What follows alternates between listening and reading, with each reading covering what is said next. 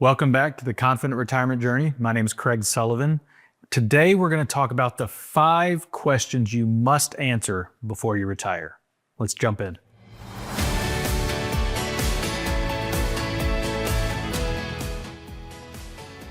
Number 1, how much do you actually need? Now this is a loaded question, right? What does need actually mean and what all does it encompass? Well, number 1, we got to make sure we have a budget mapped out for what you're going to need on a month-to-month basis.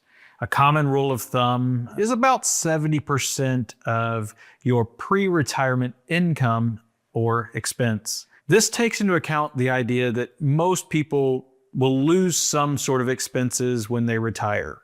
Maybe their taxes aren't as much, maybe you're not making those contributions to the 401k, things of that nature. Now I'll caution you. The clients we see that have the most success and enjoyment in retirement don't necessarily go by rules of thumb. They have a plan and they know exactly what they want to spend in retirement, not just for the necessities, but in order to live the retirement they've always dreamed of. We got to make sure that your lifestyle is funded before we worry about anything else, right? When are we going to take Social Security? That's another one. You can take it early at age 62. You can wait till full retirement age. You can delay until age 70. Every year that we delay is an 8% increase to our overall benefit. What you have to figure out is how is that wrapped up into your overall income plan? What influence does that have? There's questions about longevity. There's questions about spousal support, survivor benefits, things of that nature that need to come into context as well. All of this should be addressed in your income plan.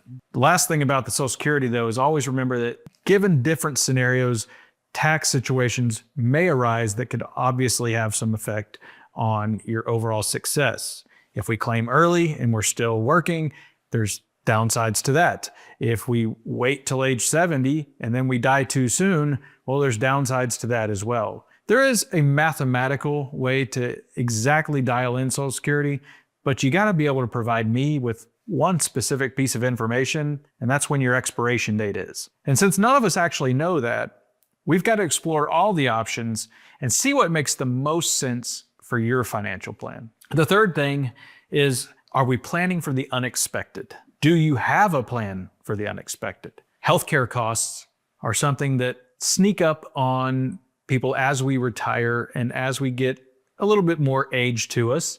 There's certain things that can pop up and create a detriment or a big expense that's usually unplanned. Also, long-term care planning. Have you thought about how you would address that? Is it built into your financial plan? Do you have long-term care insurance? Do you have other types of financial instruments or tools that can help supplement for long-term care? Or are you just planning to self-insure? All of these are viable options. There's not a right or wrong, but it's about what is the most efficient for your overall plan. Market downturns. We all know the stock market doesn't do exactly what we want it to do every single day. It goes up and down and up and down, and we have to be prepared for what happens to our plan, or is our plan affected when the market does have one of those downturns? What is your buffer strategy? If you don't have one, then your plan is not complete. You need to make sure that's addressed. Do we have an emergency fund in cash?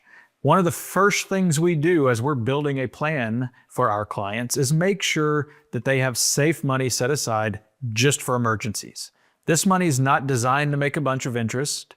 It's not designed to do a whole lot of anything other than be there when you need it. If you don't have some money set aside, that's definitely something that needs to be in your plan as well. Number 4 is, what is your legacy plan? I like to look at this before we get into wills and trusts as, what do you want to be known for? How do you want to be remembered? These are important things to take into context even outside of finances. Your legacy is more than just the money and the property that you leave behind. It's the memories, it's the lessons, it's everything else that comes with being who you are to the people you love. Now, on the estate planning side, do you have your wills, trusts, beneficiaries all up to date? If you don't have those pieces, you probably need to have some sort of planning done. Have we looked at how to minimize our taxes on wealth transfer? We get to do this every day and help people realize how small tweaks, small adjustments can have huge impact on their legacy. Do you have charitable gifting strategies? Some people really want to give a big portion or all of it, or even a small portion of their overall financial legacy to charities that are near and dear to their hearts. Whether that's your church, whether it's any other type of nonprofit. We've got clients that love to give to animal shelters. We've got clients that love to give to Make-A-Wish. It is all what is in your heart for this preparation. And then last but certainly not least, I'm going to go right back to the top where I started. How do you want to be remembered? What is your legacy, both financially and not financially? What are the lessons that you're going to leave to your next generation? Finally, number 5 is, what are you retiring for?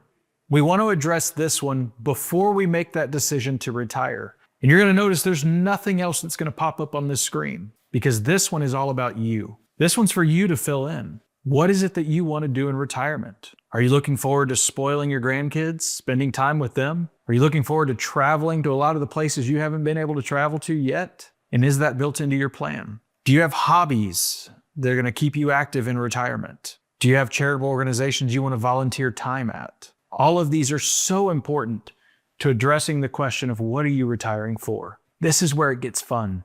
Think about what you've dreamed of for your retirement all your working years. It's why we worked all these years and saved all the money we did. Let's make sure we're getting to accomplish the things we want to. That's it for today. If you don't have a confident retirement journey, I'd challenge you to give us a call. Let us see if we can help you address these 5 questions. Until next time, keep exploring the possibilities.